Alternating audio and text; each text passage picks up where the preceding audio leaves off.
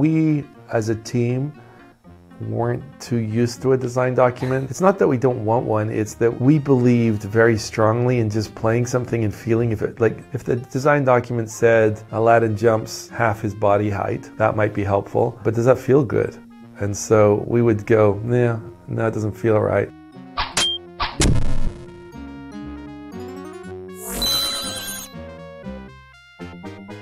There were elements of the design document, if I went back and looked at it, that I think made it in the game. A large percentage didn't, because it just evolved. And so everything was tuned based upon what we just thought felt right. And so then the level starts getting laid out based on the limitations of the device. So whatever the design said, we're going to have some repetition of things because that's just how the platforms work. The game ended up building itself based upon what felt good or what fit and we could squeeze into the device. We were designing on the fly and Disney was approving it or not approving it or giving input. So it just was, it was an organic process.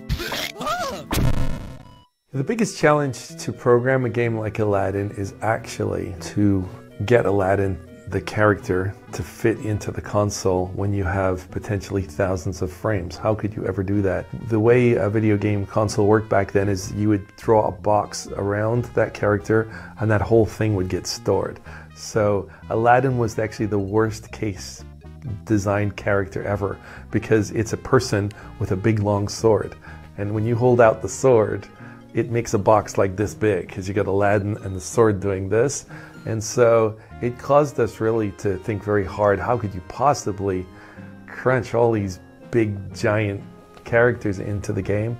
The real breakthrough was Dave's sprite system, which could take non-square characters and break it down into little parts. My tools engineer, Andy Astor, he made a tool for us that basically just did the most amazing job of cutting out all the bits that weren't necessary and also looking for any little bits that were the same. So if Aladdin's ear didn't move between two frames, it would actually save that part and we'd reuse the ear from previously. And so there was this sort of massively clever compression going on. And no one had really done that before, so we could have big stretchy frames of animation. Making it possible to have larger shapes that could change shape on the screen rather than just saying, hey, this is like a 4x4 sprite. I personally spent a lot of time early on in the project working with Dave to figure out how we were going to get these drawings down to these sprites with giant pixels in them and have it still have that sub-pixel movement and still look like the animation. I think I remember seeing the very early, Aladdin like run cycle and that up on Dave's machine,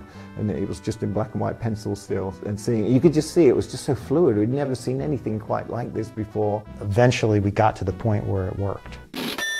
Games were very horizontal and vertical before, and we had lots of slopes and angles. Yeah, it didn't require straight lines. Well, you actually had a tile set that would actually build these little lines and would have different angles of these tiles, which would be the thing that the character would walk along. And so we could build different angles, make them go up, and you could make some one way as well, so you could you walk on it, but you could jump back up through it. Yes, this was my method. Is like I would take some element of the game, and I just draw that on my monitor, and then we had to make tiles that were 8x8s. And then you could build those into larger tiles that were 2 of those tiles in each direction. That's right, isn't it? Yeah. So that would be a 16x16 tile. And from there, they were then used to build the actual levels themselves. When I would look at some of the art that was going to be based on the level art, I would look at whatever I thought was the highlight piece, and I go, okay, I'm just going to start right there, and I'm going to burn a bunch of tiles, like a third of my tile set, to get that one piece looking great, and then try and stretch out. Yeah, and then you try and use bits of that one piece. But I wanted to make sure I had a strong center piece to the level that you go, oh, that looks just like the movie. It was also interesting in Aladdin, there's one thing I talk about quite often, is how people play video games, they just want to be entertained. And so we worried a lot about the story of Aladdin. Is it going to be important that we tell the story? And in reality, the kids already know the story, but so there's a whole argument, do we really have to tell the story? And we, of course, agreed in the end, yes, we have to tell the Aladdin story. So we had this scrolling Once Upon a Time thing. We tested it with the kids, and it was so funny because we're watching a room full of kids, and all you see is the thumbs going, click, click, play the game, we don't play care, the game. we don't care. I don't want to read any of this. Yeah, but we just spent a week making this beautiful thing. There was one girl in the room who sat and read all this stuff, and we pulled her out and said, why did you read all this, why did you read the story? And she goes, because I thought it would say something important and it didn't, and I'm really annoyed. So it's just the story. They're setting it up. So it's a very interesting point, because there's a discussion on whether video games should be, more about stories and more about gameplay. I think it was pretty clear at that point in the industry, it was all about the gameplay.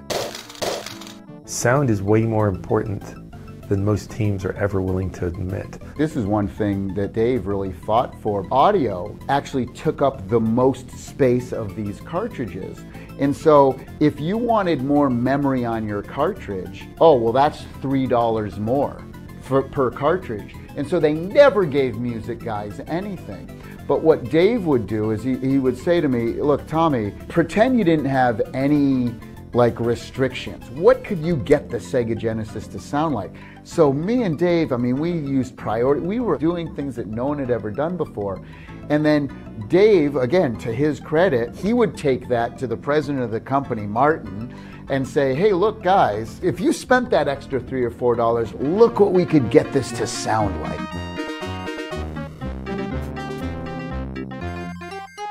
Disney gave me all of these scores, these massive conductor scores and sheet music. This is a score written for the movie that had maybe 72 players. Now I only had 6 voices, 6 monophonic voices in the Genesis, and so it was very difficult to take these big scores and kind of putting them like this. So I had to go out and hire a dude, remember his name was Donald Griffin, to take all these massive scores, and then I would get back a MIDI file that had everything broken down, and I would have to then go in that MIDI file and start hacking and doing all my little tricks that I would kind of perfected in the Genesis over the years. The sound chip in the Sega Genesis it's called FM synthesis. It's a synthesizer from the 80s. It was actually a Yamaha chip that they used in the DX7. So it was this really kind of punchy, synthy, had lots of beefy low-end kind of stuff. For an orchestral score like Aladdin, a challenge for me was, okay, I might be able to write a tune, or I'd get that MIDI file of everything arranged, but now I got to get this thing to sound like an oboe. Oh my God, how do I get a wow to sound like an oboe? So I would sit there for literally days at a time, days, to come up and tweak all of the different things within the chip to get it to sound as close to an oboe as I possibly could.